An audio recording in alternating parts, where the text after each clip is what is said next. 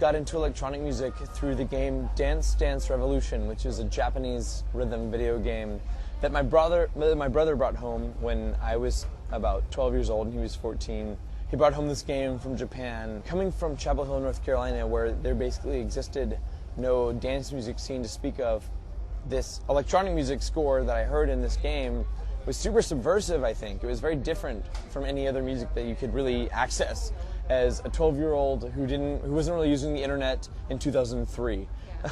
So electronic music to me was something very different, and it was subversive and it was weird, and to me that was very appealing as like a kid who is kind of, I guess, scrambling for an identity.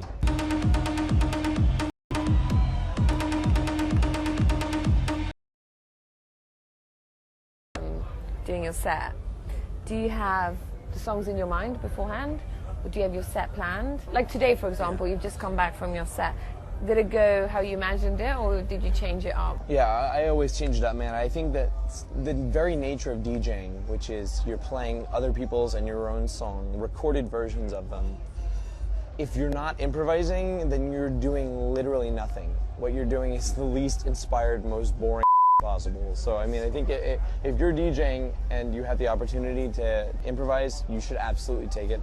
My first 3 or 4 songs are pretty much always the same. I have an intro that I have planned, and since I mix in key, I mix songs that are musically in the same key so that it sounds harmonious and nice. I usually tend to do the same 3 or 4 songs as the intro and same 3 or 4 as the outro, but since I'm playing like 140 songs in the set, it's a large part of it is improvised. It's a challenge because you want to do something that's live and corresponds to the audience's taste without pandering too much. Sometimes there's audiences that want you to play the most commercial possible, and you kind of have to take the role of an educator and play weird or left of center stuff to teach a little bit. What do you think of Tomorrowland? It's awesome. I support Tomorrowland fully. It's so good. I love it. It's like they take such a good care of you, and the crowd is so good. I just think the vibe here is the best. Tomorrow World is going to be around the corner from North Carolina, right? Yeah, it's close. I can't believe that. It's so weird for me. How do you think it's going to translate? I don't know, man. America. It's hard to say. I mean, EDC London was very different from EDC Vegas, so it's hard to say how a festival will translate when it crosses the Atlantic. But I think it should be cool, man. I have faith in the people who are putting this on. So hopefully Tomorrow World's really awesome.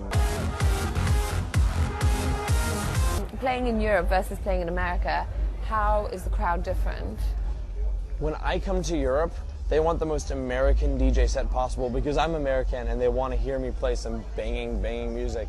And in America, all the American type stuff is kind of a cliche, so when I play more techno-inspired or more trance stuff, it's actually more exciting for the audience. Louis C.K., my favorite comedian, talks about this a lot, how you should play to your own exoticness, not to the taste of your audience. Instead of pandering to them, kind of pander to your own weirdness and to your own exoticness.